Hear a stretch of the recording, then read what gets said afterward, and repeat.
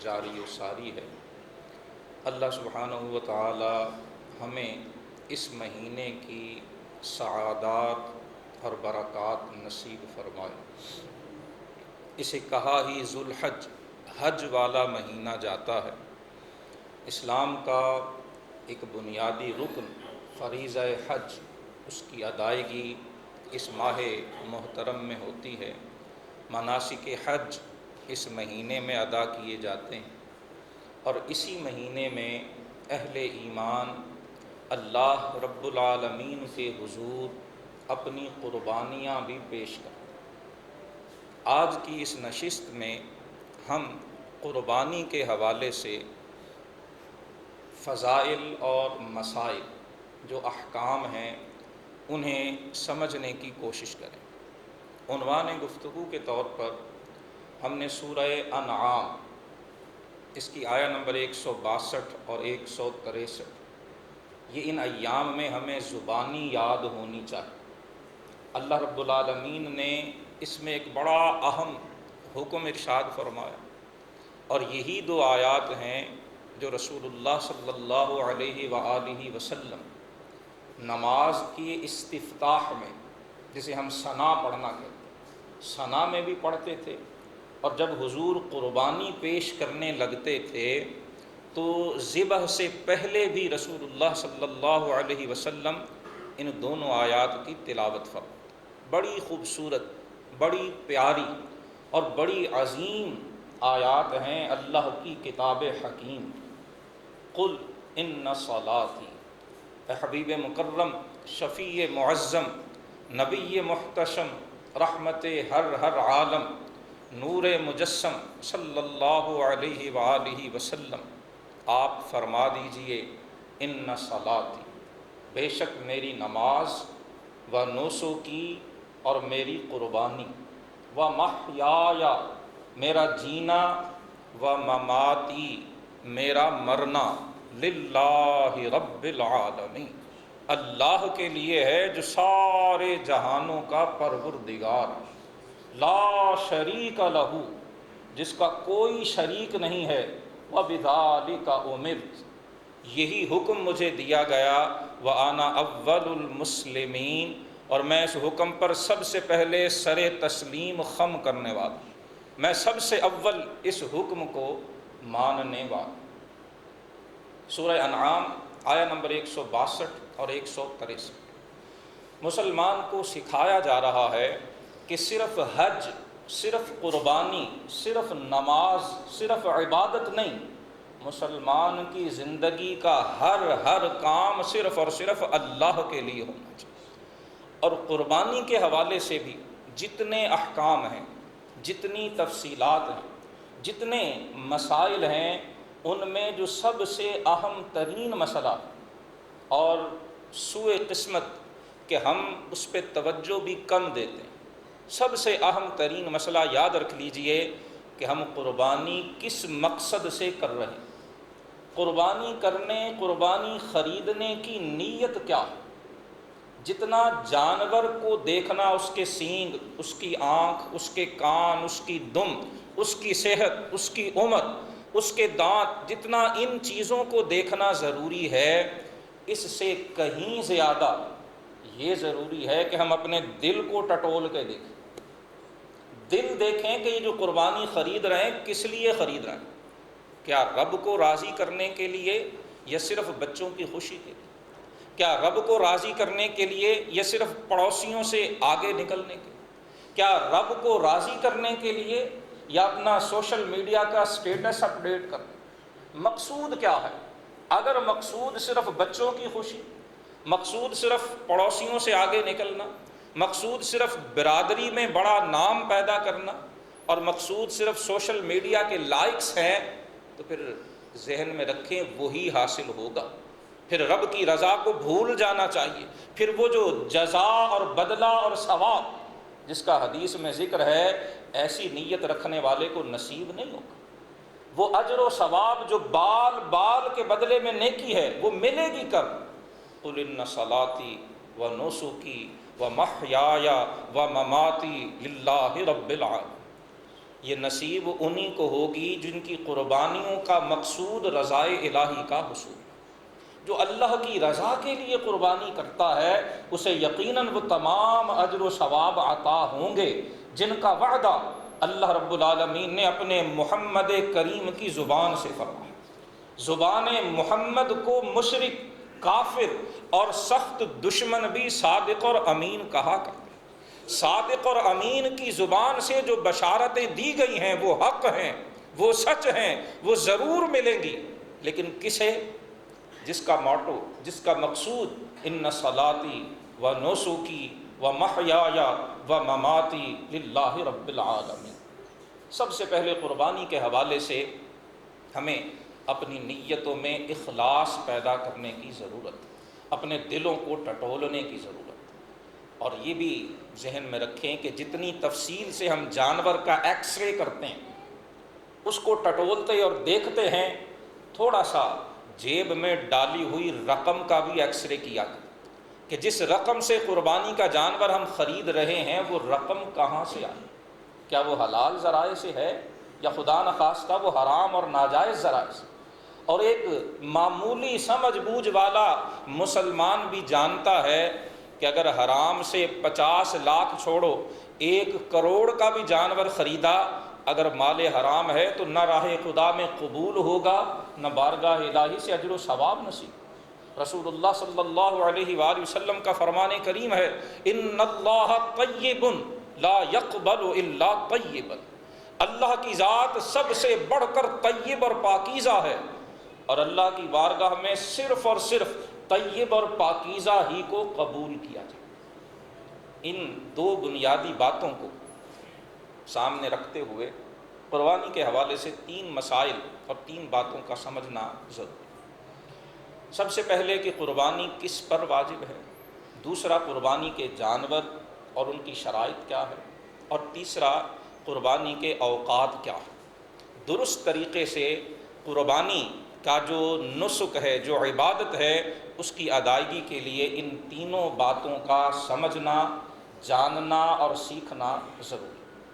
جہاں تک پہلی بات ہے کہ قربانی کس پر واجب ہے، تو فقہائے احناف اور امام مالک رحمہم اللہ، ان دونوں ائمہ کے نزدیک، اور یاد رکھیے ان دونوں بلکہ جتنے بھی ائمہ فقہ ہیں، امام ابو حنیفہ، امام مالک، امام شافعی، امام احمد بن حنبل رحمہم اللہ تعالی علیہم اجمعین، ان سب کی جو اقوال اور آراء ہیں وہ کسی نہ کسی صحابی کے قول پر بنیاد ہے۔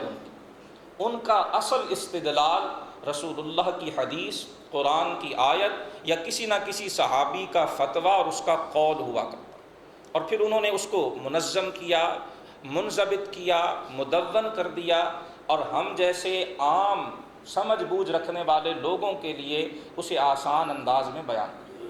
امام اعظم ابو حنیفہ اور امام مالک رحمہم اللہ، ان کے نزدیک قربانی واجب ہے، اور امام شافعی اور امام احمد بن حنبل رحمہم اللہ، ان کے نزدیک یہ سنت مؤکدہ۔ قربانی کے واجب ہونے کے دلائل ہم نے کل فجر کے درس میں تفصیل سے عرض کیے، یہاں اختصار سے صرف 1-2 باتیں عرض کر کے ہم آگے چلیں گے۔ اگر کسی کو تفصیل جو ہے وہ چاہیے ہو، اسے تفصیلی دلائل درکار ہوں، تو بعد میں رابطہ کر کے معلوم کر سکتا ہے، دیکھ سکتا ہے۔ ان سب کی تفصیلات کتب احادیث اور فقہ میں موجود۔ وجوب قربانی کی سب سے پہلی دلیل سورہ کوثر کی آیہ کریمہ، جس میں ارشاد فرمایا گیا فَصَلِّ لِرَبِّكَ وَانْحَرْ، اپنے حبیب، اپنے رب کے لیے نماز بھی پڑھیے اور قربانی بھی پیش کیجیے۔ سورہ انعام کی جو آیہ نمبر 162 ہم نے سنی، اس کی تفسیر میں کم و بیش تمام مفسرین نے سورہ کوثر کی اس آیت کا تذکرہ کیا کہ سورہ انعام کی اس آیت میں بھی نماز اور قربانی کو اکٹھا ذکر کیا گیا، اور سورہ کوثر میں بھی دونوں کو اکٹھا ذکر کیا۔ وَانْحَرْ، قربانی کیجئے، یہ امر کا صیغہ ہے، اور امر کا جو اطلاق ہے اگر کوئی اور اس کا قرینہ نہ ہو تو وہ وجوب کے لیے ہوا کرتا۔ سادہ لفظوں میں وَانْحَرْ سے بھی وجوب ثابت ہوتا ہے۔ اور دوسری دلیل سنن ابن ماجہ کی حدیث نمبر 3123، حضرت ابو ہریرہ رضی اللہ تعالی عنہ راوی ہیں، کہ رسول اللہ صلی اللہ علیہ وآلہ وسلم نے ارشاد فرمایا من کان لہ سعۃ ولم یضحی فلا یقربن مصلانا او کما قال الرسول صلی اللہ علیہ وسلم۔ حضور کا ارشاد ہے کہ جس کے پاس وسعت ہو اور وہ قربانی نہ کرے تو پھر وہ ہماری عیدگاہ کے قریب نہ آئے۔ علماء فرماتے ہیں کہ یہ وعید اور یہ شدید تنبیہ یہ اس بات کا اشارہ ہے کہ قربانی شریعت کی نظر میں انتہائی مطلوب ہے، اسی لیے اسے واجب قرار دیا۔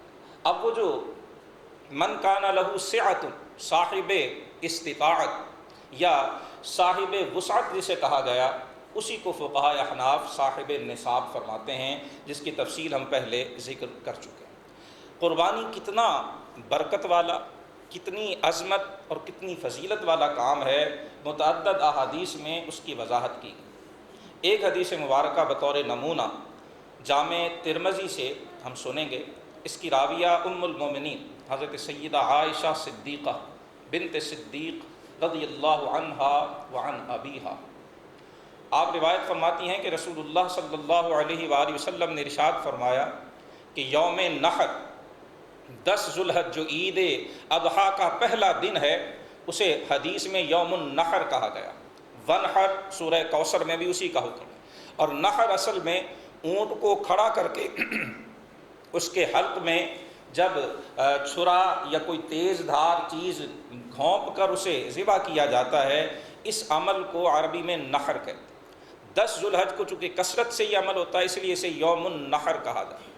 ام المومنین فرماتی ہیں کہ رسول اللہ صلی اللہ علیہ وسلم نے ارشاد فرمایا کہ یوم نحر کو 10 ذوالحج کو عید الاضحیٰ کے دن بندے کے جتنے بھی عمل ہیں، جتنے بھی نیک عمل ہیں، نماز، روزہ، حج، زکوٰۃ، صدقات، خیرات، ام المومنین راویہ ہیں کہ حضور نے فرمایا 10 ذوالحج کو بندے کی تمام نیکیوں میں سے اللہ تعالیٰ کو جو سب سے محبوب نیکی ہے وہ اس کی راہ میں جانور قربان کر۔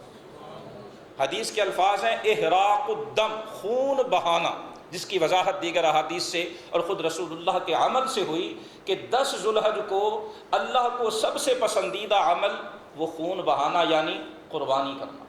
اس پہلے جملے سے اس سارے پروپیگنڈے کا رد ہو جاتا ہے جو بعض حلقوں کی جانب سے اس موقع پہ کیا جاتا ہے کہ جتنے جانور ذبح کرنے کی بجائے رقم صدقہ کر دی جائے، نقد صدقہ کر دیا جائے، بیوگان کی مدد کر دی جائے، یتیموں کی، اور جو مصیبت میں ہیں سیلاب زدگان، آفت زدگان، ان کی مدد کر دی جائے۔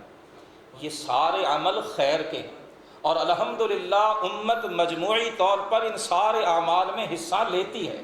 ہمیشہ جب کبھی بھی موقع آیا ہے، کبھی بھی اہل خیر نے جنہیں اللہ نے توفیق اور ہمت دی ہے، نہ وہ یتیموں کی خبر گیری میں پیچھے رہے ہیں، نہ وہ بیوگان کی مدد میں پیچھے رہے ہیں، نہ سیلاب زدگان اور آفت زدگان کی مدد میں کبھی پیچھے رہے۔ یہ چیزیں اسٹیٹسٹکس سے، شماریات سے ثابت ہیں کہ اگر صرف پاکستان کی بات کریں، پاکستان کے عوام دل کھول کر چیریٹی، دل کھول کر خیرات و صدقات کے کام میں حصہ لینے والے لوگ ہیں۔ کبھی بھی کسی نہ عالم دین نے ان کاموں کے خیر ہونے کا انکار کیا، اور نہ ہی کوئی معمولی سمجھ بوجھ رکھنے والا شخص ان کا انکار کر سکتا۔ لیکن یہاں مسئلہ یہ ہے کہ رسول اللہ کی حدیث ہے، رسول اللہ کا عمل ہے۔ ام المومنین راویہ ہیں سنن ترمذی کی حدیث نمبر 1493، سنن ابی داؤد میں، سنن ابن ماجہ میں حدیث ہے۔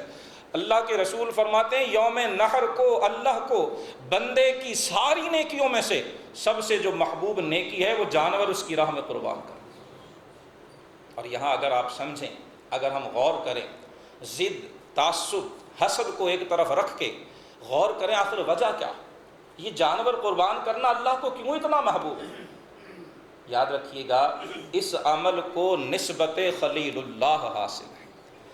اس دن جانور ذبح کرنا ابراہیم خلیل اللہ کی سنت ہے، محمد الرسول اللہ کا طریقہ ہے، اور ہم اکثر یہ بھول جاتے ہیں کہ اللہ کو وہ نیکیاں، وہ اعمال بڑے پسند ہیں جو اللہ کے محبوبان بارگاہ نے کیے ہیں۔ یہ حدیث سند ہے کہ تمام نیکیوں میں سے یوم نحر کو جانور ذبح کرنا کیوں محبوب ہے کہ یہ جناب خلیل اللہ کی سنت ہے، یہ رسول اللہ کے جد امجد کی اور خود رسول اللہ کا طریقہ مبارک۔ اور پھر حضور فرماتے ہیں کہ جب قیامت کا دن آئے گا تو یہ جانور جنہیں ہم قربان کرتے ہیں وہ اپنے سینگوں سمیت، وہ اپنی بالوں سمیت اور وہ اپنے کھروں سمیت قیامت والے دن حاضر کیے جائیں۔ کیا مطلب ہے اس کا؟ وہ سینگوں سمیت آئیں، وہ بالوں وہ کھروں سمیت آئیں، فائدہ کیا ہوگا قربانی کرنے والوں؟ جو دیگر احادیث سے پتہ چلتا ہے، معنی یہ ہے قربانی کرنے والے کو رسول اللہ صلی اللہ علیہ وسلم یقین دہانی کرا رہے ہیں کہ یاد رکھنا تم جانور ذبح کر رہے ہو، یہ ذہن میں نہ آئے کہ پتہ نہیں قیامت والے دن اجر ملے گا یا نہیں ملے گا، پتہ نہیں قیامت والے دن اس کی کوئی برکت ملے گی کہ نہیں ملے گی۔ رسول اللہ فرماتے تم تو جانور کی بات کرتے ہو، میں محمد الرسول اللہ، میں صادق و امین تمہیں بتاتا ہوں اس کے بالوں کو بھی رب نے گنا ہوا، اللہ اس کے بال بھی قیامت والے دن تمہیں دکھائے، رب اس کے سینگ بھی تمہیں دکھائے گا، اس کے کھر بھی اللہ کی رحمت اسے بھلائے گی نہیں۔ یقین رکھنا کہ یہ اپنے کھروں، سینگوں اور بالوں سمیت تمہیں تمہارے نیکیوں کے پلڑے میں نصیب ہوگا۔ لیکن جو بنیادی شرط عرض کی وہ ضرور ذہن میں رکھیں، مال حلال سے ہو، اخلاص نیت کے ساتھ۔ اور پھر رسول اللہ صلی اللہ علیہ وسلم نے فرمایا وَإِنَّ الدَّمَ لَيَقَعُ مِنَ اللَّهِ بِمَكَانٍ قبل ان یقع من الارض، فرمایا قربانی کے جانور کا خون وہ زمین پہ بعد میں گرتا ہے، اللہ کی بارگاہ میں پہلے قبول ہوتا ہے۔ اب دیکھ لیں کتنا وقت لگتا ہے جانور کو ذبح کر کے خون کو زمین پہ گرنے سے، اور رسول اللہ فرماتے ہیں وہ اس سے ہی پہلے رب کی بارگاہ میں قبول ہو جائے۔ کیوں؟ لن ینال اللہ لحومها ولا دماؤها ولکن ینالہ التقوی منکم، یہ خون، یہ جانور کے گلے پہ چھری چلانا یہ تو ایک ظاہری عمل ہے، اصل تو رب دلوں کے تقوی کو دیکھتا۔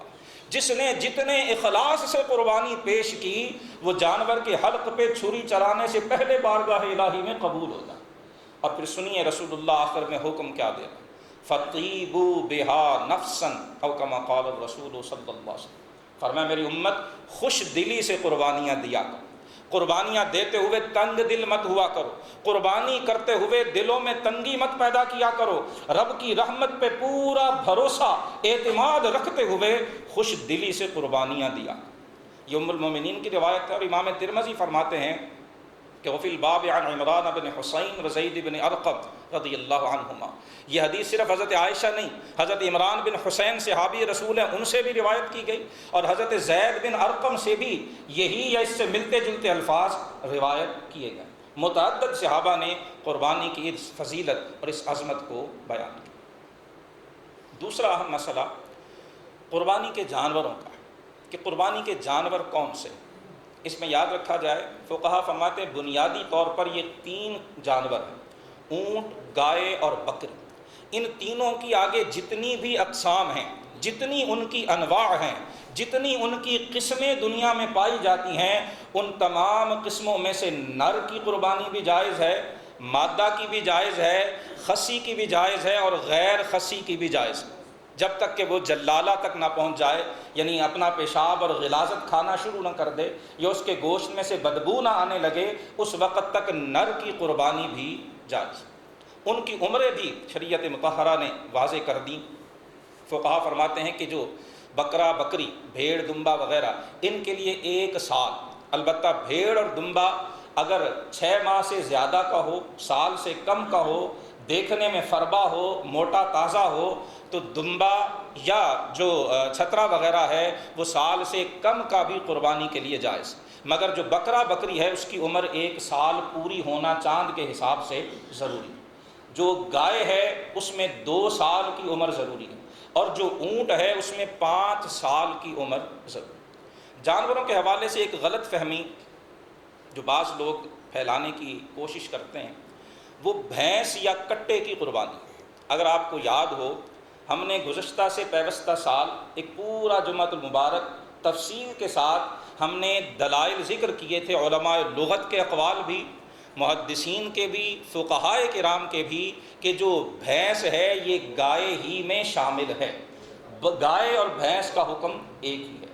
وہ ریکارڈڈ جو ہمارا خطبہ ہے وہ یوٹیوب پہ موجود ہے ہمارے چینل پہ، یہ 18 جولائی 2021 کو ریکارڈ ہوا تھا۔ آدھے گھنٹے کی گفتگو میں ہم نے تفصیل کے ساتھ سارے سوالات کا جواب دیا۔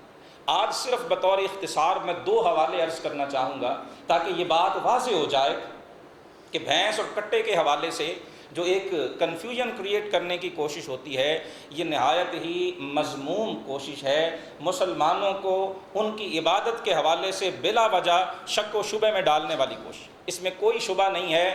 جس طرح گائے کی قربانی جائز ہے، بھینس کی اور کٹے کی بھی جائز ہے۔ پہلا حوالہ یہ پہلے عرض کیا جا چکا، اس چینل میں اس خطبہ میں ریکارڈڈ موجود ہے۔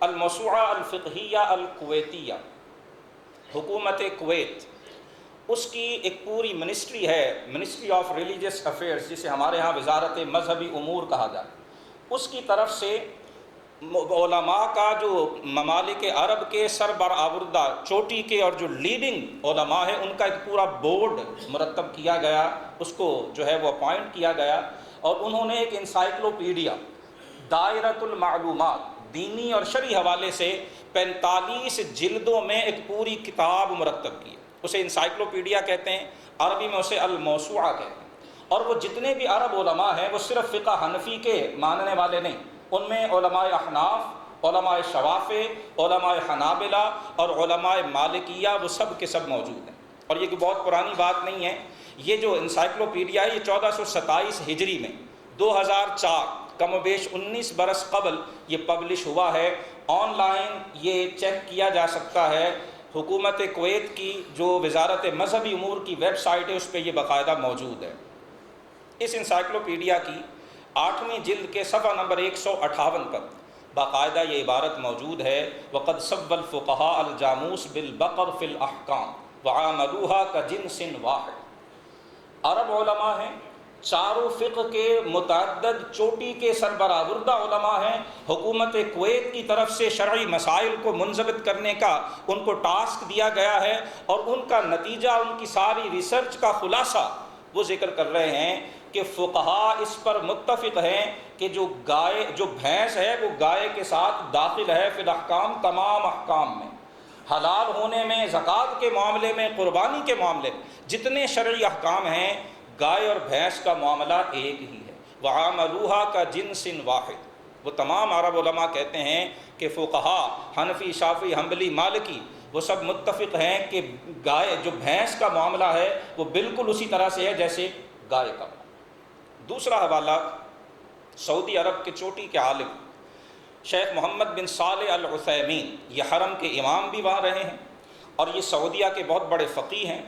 کلیت الشریعہ، جامع ملک امام سعود ان کی یونیورسٹی ہے جو انہوں نے اپنے بادشاہ کے نام پہ بنائی، اس یونیورسٹی کا ایک کالج ہے جس کو شریعہ کالج کہا، وہاں کے یہ پروفیسر رہے ہیں، اور عضو ہیئت کبار العلماء السعودی، سعودیہ کے علماء کی جو سب سے بڑی کمیٹی ہے، جیسے ہمارے ہاں اسلامک آئیڈیالوجیکل کونسل ہے، اسلامی نظریاتی کونسل ہے، اسی پیمانے پر سعودی عرب میں جو علماء کی سب سے بڑی کمیٹی ہے یہ اس کے ممبر رہے ہیں۔ ان کے فتاوی جات کا مجموعہ باقاعدہ چھپ چکا ہے، وہ بھی آن لائن موجود ہے۔ اس کی 25ویں جلد میں صفحہ نمبر 34 پر ایک سوال شیخ صالح بن محمد بن صالح العثیمین سے پوچھا گیا، انہیں شیخ العثیمین کہا گیا۔ سوال یہ تھا کہ کیا بھینس کی قربانی کرنا جائز ہے؟ اگر جائز ہے تو قرآن مجید میں بھینس کا ذکر کیوں نہیں؟ یہ سوال میں باقاعدہ پوچھا گیا۔ اب شیخ صالح العثیمین سعودی عالم ہیں، 1421 میں ان کی وفات ہوئی ہے، ابھی ریسنٹلی یہ دنیا سے جو ہے وہ انہوں نے پردہ کیا ہے، تشریف لے گئے ہیں۔ سعودیہ کے چوٹی کے علماء میں سوال جب ہوتا ہے تو وہ جواب دیتے ہیں الجاموس نوع من البقر، مطلب جو بھینس ہے یہ گائے کی ایک قسم ہے، یہ گائے میں شامل ہے۔ اب جو دوسرا حصہ تھا سوال کا کہ قرآن مجید میں ذکر کیوں نہیں ہے، سورہ انعام میں آیہ نمبر 143 میں اونٹ کا ذکر ہے، گائے کا ذکر ہے، بھیڑ اور بکری کا ذکر ہے، بھینس کا ذکر کیوں نہیں ہے؟ یہ کنفیوژن تھی سوال کرنے والے کے ذہن میں۔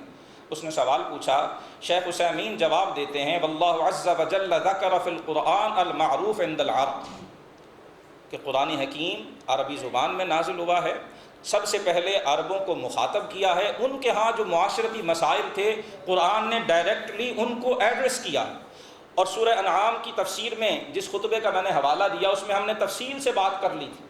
تو یہاں شیخ عثیمین کہہ رہے ہیں کہ یحرمون ما یریدون ویبیحون ما یریدون، سورہ انعام کی وہ آیت جس میں 4 قسم کے جانوروں کا ذکر ہے، اس میں گائے بھینس کا ذکر اس لیے نہیں ہے۔ شیخ عثیمین کہتے ہیں کہ والجاموس لیس معروفا عند العرب، بھینس جو ہے وہ نزول قرآن کے وقت عربوں کے ہاں پائی نہیں جاتی تھی، ان کے ہاں موجود ہی نہیں تھی، ان کا کوئی معاشرتی مسئلہ بھینس سے متعلق تھا ہی نہیں، وہ کسی قسم کی بھینس کو حلال یا حرام کہتے ہی نہیں تھے، اس لیے سورہ انعام کی آیت میں اس کا ذکر نہیں کیا گیا۔ اس کا یہ مطلب نہیں ہے کہ بھینس حلال نہیں ہے یا بھینس کی قربانی جائز نہیں۔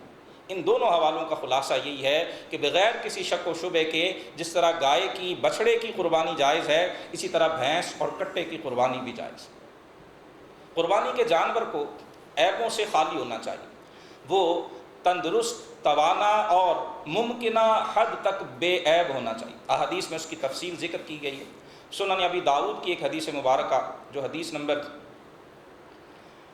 2789 ہے، اس میں حضرت عاصم بن کلیب وہ کہتے ہیں کہ جی یہ حدیث نمبر 2802 سنن ابی داؤد کی، حضرت عبید بن فیروز تابعی ہیں، یہ کہتے ہیں ہم نے براء بن عازب رضی اللہ تعالی عنہ جو صحابی رسول ہیں ان سے پوچھا کہ قربانی میں کون سے جانور جائز نہیں ہیں، تو حضرت براء بن عازب نے جواب دیتے ہوئے کہا کہ ایک بار رسول اللہ صلی اللہ علیہ وسلم ہمارے درمیان خطبہ دینے کے لیے کھڑے ہوئے، اور پھر حضرت براء کہتے ہیں رسول اللہ نے انگلیوں سے اشارہ کیا، اور ساتھ ہی حضرت براء کہتے اصابعی اقصر من اصابعہ واناملی اقصر من اناملی، رسول اللہ نے اپنی انگلیوں سے اشارہ کیا تھا، حضرت براء کہتے میری انگلیاں رسول اللہ جیسی خوبصورت نہیں، نہ میری انگلیاں اللہ کے رسول جیسی حسین و جمیل اور لمبی ہیں، اور نہ میری انگلیوں کے یہ پور اور ان کے جو حصے ہیں یہ رسول اللہ کی انگشت مبارکہ جیسے خوبصورت اور اچھے ہیں،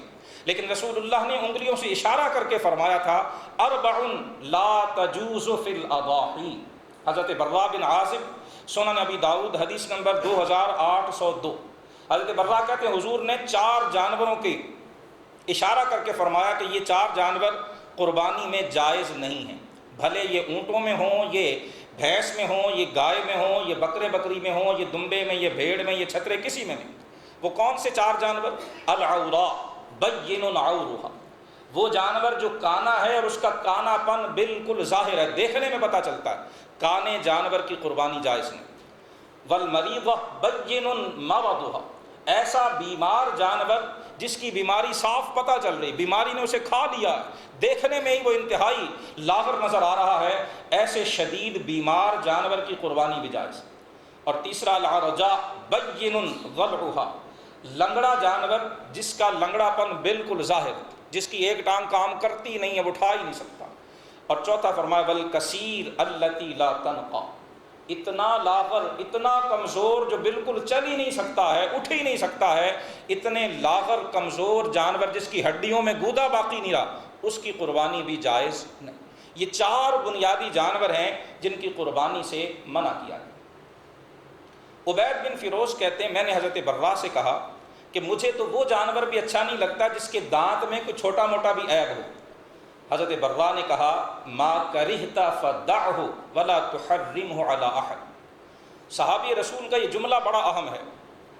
پوچھنے والے نے کہا کہ جس کے دانت میں چھوٹا موٹا بھی کوئی عیب ہو، مجھے وہ بھی قربانی کے لیے قربان کرنا قبول نہیں ہے۔ حضرت براء نے کہا جو تمہیں اچھا نہیں لگتا تم نہ کرو، لیکن اسے دوسروں پہ حرام مت ٹھہراؤ۔ یہ بنیادی اصول ہے، جہاں شریعت نے رخصت دی ہے وہاں ہم اچھے سے اچھے جو ہمیں دستیاب اس پہ عمل کریں، لیکن دوسروں پر اسے حرام نہ ٹھہرائیں۔ مثلا ہمارے ہاں ایک عام مت ہے، ایک عام سوچ ہے، ہم بکری کی قربانی نہیں کرتے ہیں، پٹ کہہ دیتے ہیں جسے، ہم نہیں کرتے ہیں، لیکن یاد رکھیں شریعت نے بکری کی قربانی سے منع نہیں کیا۔ اگر کوئی بکری کی قربانی بھی کرتا ہے تو وہ اسی طرح جائز ہے جیسے بکرے کی قربانی جائز۔ حضرت براء کہتے ہیں کہ ما کرہتہ فدعہ ولا تحرمہ علی احد، اس ایک جملے کو خدا را یاد کیجیے۔ حضرت براء صحابی رسول ہیں، فرماتے جو تمہیں اچھا نہیں لگتا تم نہ کرو، لیکن اسے دوسروں پہ حرام مت ٹھہراؤ۔ اگر کوئی دوسرا بکری کر رہا ہے تو میں کہوں لو بکری کی ہے جی، بکری کی پتہ نہیں ہوتی ہے کہ نہیں، یہ جملے غلط ہیں، یہ اللہ کی شریعت میں مداخلت کے مترادف ہیں، یہ کسی مسلمان کا دل توڑنے کے مترادف ہیں، ہر ایک کے حالات مختلف ہیں۔ اور میں نے پہلے عرض کی کہ قربانیاں ان کی قبولیت کا معیار یہ نہیں ہے کہ وہ 1.5 لاکھ کی ہے یا 5 لاکھ کی، قبولیت کا معیار ہے کہ حلال کی ہے اور اخلاص سے کی گئی ہے۔ اگر ایک بکری ہے معمولی قیمت کی ہے، مال حلال سے ہے، اخلاص نیت سے ہے، اللہ کی بارگاہ میں وہ 50 لاکھ کے اس بیل سے بہتر ہے جو مال حرام سے خریدا گیا یا جو دکھاوے کی نیت سے خریدا گیا۔ لہٰذا ان بحثوں میں اور کسی کے جانور پر بلا وجہ اعتراض کرنا یہ ہمارے دین کا بتایا ہوا طریقہ۔ اور آخری چیز قربانی کا وقت ہے 10، 11 اور 12 ذو الحج، یہی 3 دن قربانی کے ایام ہیں۔ اور رسول اللہ صلی اللہ علیہ وسلم نے، حضرت عبداللہ بن عمر راوی ہیں کہ ہجرت کے بعد 10 برس حضور مدینے رہے ہیں اور رسول اللہ ہر سال قربانی کرتے رہے۔ اور جانتے ہیں کس وقت کرتے تھے؟ رسول اللہ صلی اللہ علیہ وسلم ہر سال 10 کو عید پڑھنے کے بعد سب سے پہلے اپنی قربانی ذبح کیا کرتے تھے۔ اور رسول اللہ عید والے دن انشاءاللہ ہم سنیں گے، حضور اس دن سب سے پہلے اپنی قربانی کا گوشت کھانا ہی پسند کیا کرتے۔ کتنے حیرت کی بات ہے کہ رسول اللہ کا ایک مسلسل عمل ہمیشہ 10 کو کرنا ہے، اگرچہ 11 کو بھی جائز ہے، 12 کو بھی جائز ہے، فضیلت سب سے زیادہ 10 کو ہے، پھر 11 کو ہے، پھر 12 کو ہے۔ لیکن دکھ اس بات کا ہوتا ہے کہ کچھ لوگ 13 کو ضد میں آ کے، کسی ایک حدیث سے کبھی ثابت نہیں کہ رسول اللہ نے 13 کو کی، ہمیشہ رسول اللہ نے 10 کو ہی قربانی کی۔ بخاری شریف میں ہے، مسلم شریف میں ہے، دیگر احادیث میں ہے، لیکن ہم کنفیوژن کریٹ کرنے کے لیے، صرف اور صرف وائرل ہونے کے لیے، صرف اور صرف سوشل میڈیا پہ زیادہ لائکس لینے کے لیے، صرف اٹریکشن اور توجہ لینے کے لیے ہم وہ باتیں کرتے ہیں جن سے خیر مقصود نہیں ہوتی، صرف کنفیوژن کریٹ کرنا مقصود ہوتا ہے۔ یہ تینوں امام اعظم ابو حنیفہ، امام مالک اور امام احمد بن حنبل رحمہم اللہ علیہم اجمعین، ان تینوں کے نزدیک قربانی کے دن 3 ہی ہیں، 10، 11 اور 12۔ اور دلیل حضرت عبداللہ بن عمر رضی اللہ تعالیٰ عنہ کی حدیث مبارکہ ہے، جسے امام مسلم نے صحیح مسلم میں روایت کیا ہے، حدیث نمبر 1970 ہے۔ یہ حدیث حضرت علی المرتضیٰ سے بھی روایت ہے اور حضرت عثمان غنی ذو النورین رضی اللہ تعالیٰ عنہما آپ سے بھی روایت ہے۔ حضرت ابن عمر، حضرت علی اور حضرت عثمان فرماتے ہیں کہ رسول اللہ صلی اللہ علیہ وسلم نہا ان تؤکل لحوم الاضاحی بعد 3۔ صحیح مسلم حدیث نمبر 1970۔ 3 صحابہ سے روایت ہے کہ آپ صلی اللہ علیہ وسلم قربانی کا گوشت 3 دن سے زیادہ کھانے سے منع فرمایا کرتے تھے۔ اس حدیث میں 2 مسئلے ہیں، دھیان سے سمجھیے گا۔ ایک مسئلہ جو عرض کی دلیل ہے کہ 3 دن سے زیادہ قربانی کا وقت ہی نہیں، اگر قربانیاں چوتھے دن بھی جائز ہوتی تو پھر رسول اللہ صلی اللہ علیہ وسلم 3 دن کے بعد گوشت کھانے سے کیوں منع کرتے؟ صحیح مسلم شریف کی حدیث مبارکہ ہے، حضرت ابن عمر راوی ہیں، حدیث نمبر 1970 ہے کہ رسول اللہ 3 دن کے بعد قربانی کا گوشت کھانے سے منع فرماتے ہیں۔ اس سے یہ استدلال ہے کہ چوتھے دن قربانی کرنا جائز نہیں۔ اب جو دوسرا مسئلہ ہے کہ کیا 3 دن کے بعد قربانی کا گوشت کھانا جائز نہیں ہے، یہ حدیث میں موجود ہے کہ آپ صلی اللہ علیہ وسلم نے پہلے منع فرمایا، اور جس سال منع فرمایا تھا اس سال جو مدینہ شریف کے اطراف کے علاقے تھے ان میں قحط سالی ہو گئی تھی، وہاں کے رہنے والے بدو دیہاتی لوگ مدینے میں مدد کے لیے آئے ہوئے تھے۔ اس خاص پس منظر کی وجہ سے 1 سال رسول اللہ صلی اللہ علیہ وسلم نے منع فرما دیا کہ 3 دن سے زیادہ کوئی گھر میں گوشت نہ رکھے، جو اپنے گھر والوں نے کھانا ہے کھاؤ، باقی ان کو دو جو فاقہ زدہ، جو افلاس کا، جو فاقے کا، قحط سالی کا شکار ہو کے آئے ہیں، بقیہ گوشت اٹھا کے ان کو دے۔ اگلے سال جب قحط ختم ہو گیا رسول اللہ صلی اللہ علیہ وسلم نے اجازت عطا فرما دی۔ حضرت عائشہ رضی اللہ تعالی عنہا راویہ ہیں، دیگر متعدد احادیث ہیں، علماء نے باقاعدہ لکھا ہے کہ 3 دن تک کھانے اور 3 دن سے زائد کھانے کی جو ممانعت تھی یہ منسوخ ہو چکی ہے، یہ ختم ہو چکی ہے، وہ مخصوص حالات میں تھی۔ اس کے بعد رسول اللہ نے باقاعدہ اجازت دی ہے، فرمایا فَكُلُوا وَادَّخِرُوا، جو تم چاہو کھاؤ اور جتنا رکھنا چاہو وہ رکھ بھی سکتے۔ ام المومنین فرماتی ہیں ہم محرم تک قربانی کا گوشت کھایا کرتے تھے۔ یہ مسئلہ اپنی جگہ ہے، اور اس سے جو چوتھے دن قربانی کا استدلال ہے اس کا رد ہوتا ہے کہ حضور نے جو منع کیا تھا وہ 3 دن سے زائد رکھنے سے منع کیا تھا، جس سے واضح ہوتا ہے کہ 3 دن کے بعد قربانی کرنا جائز نہیں۔ اللہ سبحانہ و تعالیٰ کی بارگاہ میں دعا ہے کہ ہمیں اپنی عبادات کو شریعت مطہرہ کے بتائے ہوئے طریقوں کے مطابق ادا کرنے کی توفیق عطا فرمائے۔ وآخر دعوایا ان الحمد